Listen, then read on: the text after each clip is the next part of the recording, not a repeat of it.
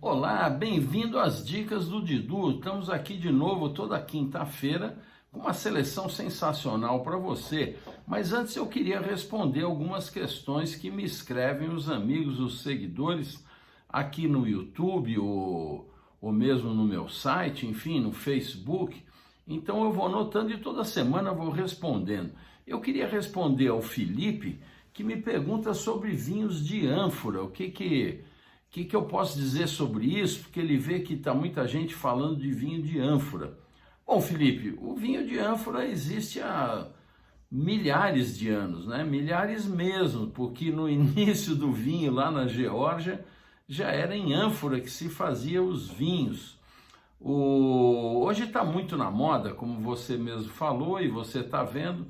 Todo mundo agora, você encontra ânforas em todas as vinícolas onde você vai, você encontra vários tipos, enfim, o mundo do vinho vive muito da moda e todo assunto que se fala muito, o produtor quer vender e resolve fazer um vinho em ânfora.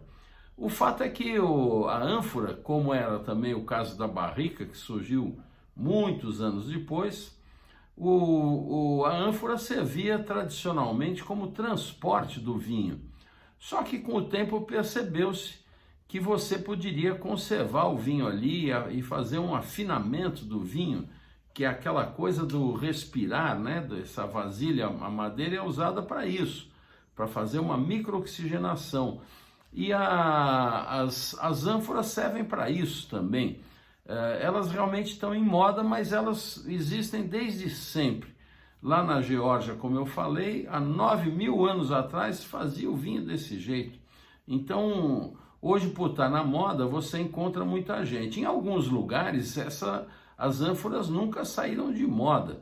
O caso do Alentejo, que tem ânforas não há 9.000 anos, mas tem ânforas há muitos anos, mais de milênio, e você encontra lá no Alentejo, tem inclusive o Zé Maria da Fonseca, que sempre fez vinho, uma linha de vinhos em ânfora. Você tem o Pedro Ribeiro, da Herdade do Rocim, que faz ótimos vinhos em ânfora, muito reconhecido, e que criou até um festival do vinho em ânfora, que acontece nos meses de novembro, se não me engano. E aqui e ali você vai encontrando, hoje tem em todo lugar, no Chile, na Argentina, no Uruguai, até aqui no Brasil você encontra ânfora hoje, e de alguns estilos também. Isso é natural. O importante é que eu deixo o vinho bastante fresco, é bacana porque não tem infusão de sabores que não são dela, e o ideal é que essas ânforas sejam feitas com o próprio barro da região.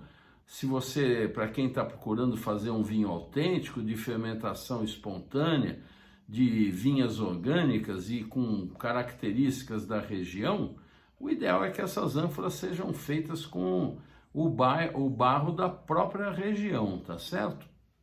Tá explicado, Felipe? Bom, o Renan me pede para falar um pouquinho dos vinhos mineiros. Renan, o vinho mineiro, na verdade, o primeiro que eu conheci, não sei se é o primeiro deles, mas é o Estrada Real. Muito legal, um belíssimo vinho. Tem também o Maria Maria, tem o Luiz Porto, Dom de Minas, Syrah, que é maravilhoso. Tem o Cave da Vertentes Verte Rosé, tem a Casa Geral do Syrah, colheita de inverno, tem a Stella Valentino, Modestos Gran Reserva Syrah, espetacular. Tem os vinhos de Andradas, né, que já há muitos anos existem os vinhos de Andrada, e na verdade os vinhos lá de Minas Gerais, como a Serra da Mantiqueira, porque elas se juntam, mudam o estado, mas geograficamente é a mesma coisa, tomou muito impulso com a dupla poda, né? Então tem coisas muito interessantes, está crescendo muito, eu acho que vale experimentar. Só sinto que não tem encontrado vinhos de fermentação espontânea, são todos com as leveduras selecionadas. Isso me deixa um pouco triste, e muita concentração em Syrah e Sauvignon Blanc. Espero que com o tempo apareça mais diversidade e que apareçam vinhedos orgânicos e vinhos de fermentação espontânea, tá certo? O Luciano me escreveu pedindo que eu falasse um pouquinho e sugerisse para ele alguma coisa sobre os vinhos americanos e os vinhos australianos. Bom, Luciano, os vinhos americanos, a gente tem um problema aqui, são poucos os vinhos que vêm para cá e normalmente são vinhos caros. Isso porque o americano passou a consumir vinho lá na década de 70, foi muito apoiado nos estudos da Universidade de Davis, que foi fazer resultou naquele paradoxo francês, quando eles descobriram que os franceses, ingerindo muito mais gordura do que qualquer outro povo, ele tinha uma vida mais longa do que a de outros povos, e chegou à conclusão que se devia ao consumo regular do vinho. E esse estudo acabou caindo numa rede, não sei se é NBC, qual que foi, que tinha o 60 Minutes, e que era uma espécie de fantástico aqui, e tomou conta do país essa informação, foi motivo de matéria, e o americano abraçou isso com unhas e dentes e coincidiu com a explosão dos vinhos de qualidade nos Estados Unidos. Então, eles mesmos consomem muito do seu vinho. Ao contrário de nós brasileiros, que tirando o vinho de mesa, o vinho fino, a gente consome muito mais do importado, nos Estados Unidos não, eles consomem muito do vinho próprio e são os maiores consumidores de vinho do mundo, né? O fato é que existem algumas regiões muito legais lá, notadamente Washington e Oregon, que tem Pinot Noirs maravilhosos, e o Cabernet e o Chardonnay na Califórnia, que se notabilizaram com aquele julgamento de Paris famoso, com Steven Spurrier, que ele resolveu colocar vinhos americanos frente a frente, às cegas, com os ícones da Bourgogne e de Bordeaux, e os americanos ganharam tudo. Foi sensacional isso. Então, hoje lá você tem coisas maravilhosas, especialmente lá em Napa Valley, né? Bom, vale ressaltar também a uva Zinfandel. A Zinfandel faz muito sucesso nos Estados Unidos, houve inclusive uma briga entre eles e os italianos para saber de onde era a Zinfandel, uma história muito engraçada, porque no final foram estudar o DNA dela. Uns diziam que ela era da Puglia, outros diziam que ela era da Califórnia, e no fim ela não era de nenhuma das duas, ela era uma uva croata chamada Georgiana Castelanski. É uma história que eu gosto sempre de contar porque é divertido. Enfim, e na Austrália é mais conhecida pelos vinhos Cabernet e pelos vinhos Shiraz. Os Cabernet em Coonawarra, por exemplo, rivalizam com Napa, com o Chile Alto Maipo, com os vinhos de Bulgari, que se juntam ao Medoc como o melhor terroir que se conhece no planeta para essa casta. Está cheio de grandes exemplos. Para sugerir a você, nos Estados Unidos, você tem aqui, a Mistral traz talvez o vinho mais famoso e dos melhores que existem entre os grandes do mundo, que é o Opus One. Não é barato, é um vinho de R$6.800, para você ter ideia. Tem também o Stag's Leap, a Wine Cellars, o Hands of Time Red Blend, por exemplo, custa 531 na Grand Cru. Esse não é exatamente o Stag's Leap que venceu lá o evento lá do Steven Spurrier. Aquele era um determinado barril, o Cask 53, se não me engano. Você tem também o Meiomi Chardonnay 2019 na Mistral, R$347, que é legal de você experimentar, já para entender como é que é aquela gordura e aquela intensidade dos chardonnays americanos. Na Austrália eu te indicaria o Vasse Felix Cabernet Sauvignon, que é maravilhoso, está custando R$ 546, também na Mistral. E indicaria também o Long Row Cabernet Sauvignon na World Wine, que é um vinho de R$ 95, um vinho mais simples, mas que dá para você saber como é que é o estilo de um vinho australiano. Tá certo? Espero ter ajudado, hein, Luciano? Bom, vamos às dicas dos vinhos dessa semana. Eu começo pelo Chile, com um vinho de Carmener, Carignan e País, que é de um grande produtor. Olha que legal. O vinho em questão é esse Buchon Canto Sur 2020. Bom, a verdadeira pichincha, R$ 99,90. Esse produtor é um produtor fantástico, tem uma propriedade maravilhosa lá.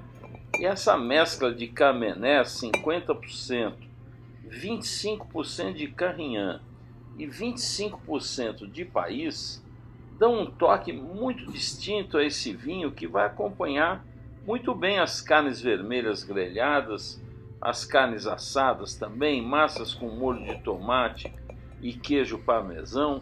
É um vinho que tem um rubi intenso com reflexos violáceos. Vai ser muito legal, uma compra excepcional para você conhecer 3 castas muito bacanas que você tem lá no Chile, de um produtor maravilhoso. Não perca essa chance. Depois nós vamos para uma dica de um vinho da uva Vermentino. A Vermentino é típica da Sardenha, mas esse vinho que eu estou indicando para vocês é do sul da França e sai das mãos e do talento de um grandíssimo produtor. Dá uma olhada.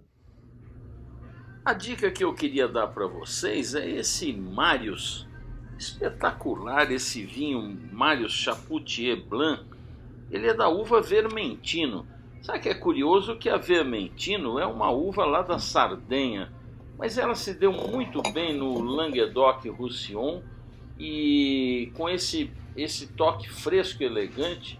É um vinho sensacional que vai acompanhar muito bem entradas, saladas, carnes brancas grelhadas e assadas, as aves, os peixes. É um vinho bastante versátil e que está custando R$ 134, um preço maravilhoso para você conhecer o talento de um dos grandes produtores franceses, que é o Michel Chapoutier. Não deixe de provar uma Vermentino produzida lá no sul da França, você vai gostar bastante. E eu agora quero dar uma dica para você de 2 rosés que são sensacionais. O primeiro é um espumante feito por um grande produtor brasileiro, por uma pessoa famosa, é uma grife na verdade. Dá uma olhada, sabe qual é? Vamos ver. Bom, para dar essas dicas aqui, eu vim num lugar muito especial, a loja da Mistral aqui do Shopping JK. Espetáculo! Dá uma olhada. Bom, o vinho em questão é produzido pelo Luiz Henrique Zanini.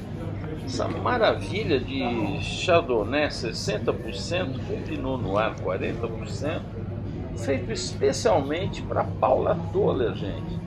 Ninguém menos que Paula Toller. Essa linha La Toller é o creme de la creme que o Luiz Henrique faz lá na sua propriedade em Bento Gonçalves. Um vinho maravilhoso, com toda a classe, que vai acompanhar muito bem as entradas, os frutos do mar, os canapés, inclusive os queijos. Uma beleza de produto com todo o talento. E acho bonito que ele escreve atrás no rótulo que o vinho, como o canto, é essencialmente paixão. É bem o poeta Luiz Henrique Zanini. Aproveite. R$ 119 na Mistral. E o outro é um rosé de Garnacha e Tempranillo, lá de Navarra, que é espetacular e também produzido por alguém que sabe tudo. Dá uma olhada. Gente, esse Tivite Las Fincas Rosado é especial. Ele é um vinho que é um rosado ícone, elaborado com as castas Garnacha 70% e Tempranillo 30%. e é feito em conjunto com o premiado chefe Juan Maria Arzac, que surpreende pela sua profundidade escondida nessa cor delicada. Um vinho espetacular que vai harmonizar muito bem com frutos do mar, com os peixes, os pescados. Um vinho que está custando R$ 257 e que você vai conhecer. Olha só a garrafa. Só a garrafa você já quer comprar, né? Uma coisa assim maravilhosa, e você vai conhecer a classe que é um rosado lá de Navarra. Não deixe de aproveitar essa oferta.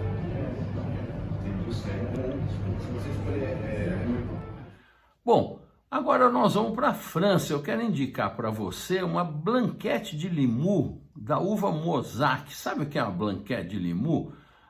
Chama Blanquette porque a uva Mosaic, quando começa a dar flor, é uma flor branquinha e ficou conhecida por esse nome de Blanquette. E é Blanquette de Limoux porque lá na região é onde a abadia de Saint-Hilaire, os monges, muitos anos antes do Dom Pérignon, foram os primeiros a desenvolver um vinho efervescente, um vinho que tinha as primeiras bolhas. E isso foi um furor na ocasião, então lá ficou famoso como a primeira bolha, Blanquette de Limoux. Só que essa aqui é especialíssima, dá uma olhada. Geoffroy, um espumante que não seja champanhe, conta para mim. Então, isso é a origem do champanhe. Na verdade, o Dom Pérignon aprendeu a fazer champanhe nessa região. A primeira bolha do vinho foi em Limoux, não é isso? Exatamente. Sempre os monges, né? Sempre. Estão sabendo viver essas pessoas. E aqui a uva é a Blanquette de Limoux. A uva principal é a Mosaic. A Mosaic, é. Chamavam de Blanquette porque ela ficava florida, branquinha e virou Blanquette. Tem um pouco de Chenin Chardonnay, mas a maioria é Mosaic. Sensacional. E que faixa de preço que está? Saindo em torno de R$150. Bom para aperitivos, né, Geoffroy? Para aperitivos, mas está tomando um pouco de futuro, tá? Dá para fazer coisas legais como ela tem uma picânciazinha, não é? Os Blanquettes? Exatamente. Sensacional. Merci beaucoup. Je vous en prie. Gostaram dessa dica? E olha, do mesmo importador, eu vou indicar para vocês um espumante feito de pera. Gente, pera mesmo.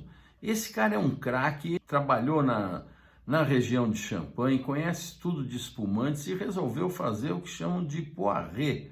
É muito legal, muito delicado, muito sedutor. Você vai adorar conhecer esse produto. Dá uma olhada. Geoffroy, qual é a novidade hoje, hein? Hoje temos saindo da região da Champagne e um cara que chama Normandia, um cara que chama Eric Bordelais, que trabalhou anos na região da Champagne e então está reproduzindo todos os métodos da Champagne, mas na Normandia com peras. Então, é muito pouco conhecido, né, Geoffroy? Um espumante de pera. Toda vez que eu sirvo para alguém é uma surpresa. Uma descoberta. Todo mundo adora. Exatamente. É quase um refresco. É muito leve, muito sedutor. Exatamente. E o álcool é baixinho, né? Baixinho, em torno de 5 graus de álcool. Sensacional. Mas tem uma bela complexidade, Chumão. Muito legal. Ele vai bem com o quê, Geoffroy? Isso vai funcionar muito bem com vários queijos de cabra, vai dar um super contraste, mas também pode harmonizar com alguns peixes. Claro. Vai funcionar super bem. Está em que faixa de preço? Isso está saindo em torno de R$130. Maravilha. Merci beaucoup. Je vous en prie. Bom, da França vamos até Portugal. Esse produtor eu gosto demais dele, porque eles têm vinhos que são deliciosos e são vinhos longevos. Isso é muito legal, porque você pode comprar 2, 3, 4 garrafas, toma uma e guarda a outra para ver como é que vai ser a evolução disso. Eu vou indicar 2 vinhos dele. O primeiro é um vinho mais classudo, um pouco mais caro e que é espetacular. Vamos ver qual é? O vinho em questão é essa maravilha do Cave São João, Baga com Touriga. Ele é um vinho de 2014 que você vai poder guardar por anos, porque os vinhos desse produtor costumam envelhecer muito bem, ele é conhecido por isso, produtor maravilhoso. Esse vinho está custando R$331 e fica um espetáculo com aquelas carnes ensopadas, aqueles pratos mais estruturados, que precisam tanto da estrutura da baga, como o floral da touriga, que deixa um vinho encantador, redondo, equilibrado, com muito longo, um vinho maravilhoso que envelheceu 12 meses antes de ir para a garrafa e que está custando R$ 331 na 20 Vinhos. Pois é. Agora, ele também tem um vinho de entrada que também é feito com a touriga, com a baga, mas tem um toque de Cabernet Sauvignon. É um vinho delicioso para o seu dia a dia. Dá uma olhada.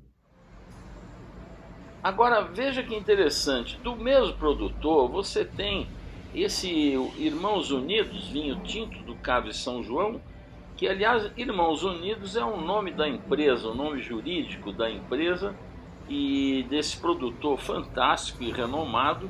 E nesse caso aqui é um vinho de entrada, ele é um vinho com menos envelhecimento, ele é um vinho que passa menos por carvalho, são vinhedos mais novos e, portanto, custa menos, R$ 96 a garrafa de um belíssimo vinho, que é um vinho para o seu dia a dia, para acompanhar os pratos triviais. Vai fazer bonito, você vai ficar contente, vai conhecer um produtor português de primeira linha. Aproveite. Bom, vamos dar um pulinho na Itália, né, gente? Não dá para ficar sem Itália. E eu quero indicar para vocês um Chianti muito interessante, que é um Chianti clássico, mas que ele tem 80% de Merlot, 10% de Cabernet Sauvignon e 10% de Sangiovese. Que tal? Vamos ver qual é? Essa semana eu queria indicar para vocês, lá na Gran Cru, esse Chianti clássico de OCG. Estou falando do Brancaia 2019. Aqui um DOCG Chianti clássico. E olha, ele tem um corte muito legal, porque ele tem 80% de Merlot, gente, com 10% de Sangiovese e 10% de Cabernet Sauvignon. Custa R$ 333 e é uma belíssima companhia para as carnes grelhadas, especialmente o cordeiro, né? Um cordeiro grelhado mal passado, com aquela coisa gelatinosa da carne dele e até um certo adocicado. O Merlot, com a sua sedosidade e doçura, cai como uma luva aqui. E esse vem com essa estirpe de um terroir maravilhoso, que é lá do Chianti clássico. Não perca! E da Itália vamos para o Rhône, gente. Eu quero indicar para vocês um Grenache Syrah com ótima acidez, vinho que não passa por madeira, com muito frescor e um bom preço. Dá uma olhada que boa dica é essa. Essa semana eu tenho uma dica de uma pechincha para vocês de classe, hein, gente? Estou falando de Chapoutier, não é brincadeira. M. Chapoutier.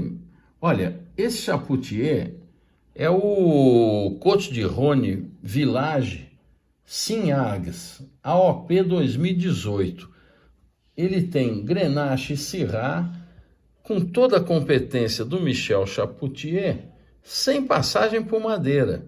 E sabe quanto ele está custando? R$ 179,90. Gente, um vinho de classe, hein? Vai bem com os guisados, vai bem com as terrines, ficam espetacular com esse vinho. Até as massas também, com molhos encorpados, por que não?